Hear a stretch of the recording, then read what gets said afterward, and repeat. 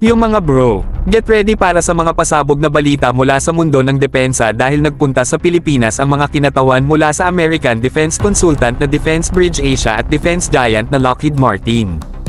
Oo, noong March 5, 2024, sila ay nagkaroon ng mahalagang pagpupulong kasama si Philippine Air Force Commanding General Lieutenant General Stephen Pareño. Grabe, di ba? Usapang high level na talaga, mga bro. Ngayon, halina't usisay natin ang mga detalye, mga bro. Ang Lockheed Martin, ang nasa likod ng sikat na F-16 Viper, ay patuloy na nasa laban para sa Multirole Fighter Acquisition Project ng Philippine Air Force. Makinis, malakas, at handang harapin ang anumang hamon na darating, ang F-16 Viper ay maaaring maging ang bala sa baril na hinahanap ng ating Air Force para madominate ang langit. Ngunit heto ang mas kakaiba, mga bro. Ang Pilipinas ay nagpakita na ng interes na mag-acquire ng bagong multirole fighters, at ang F-16 Block 70 Viper ay kasali sa pagpipilian.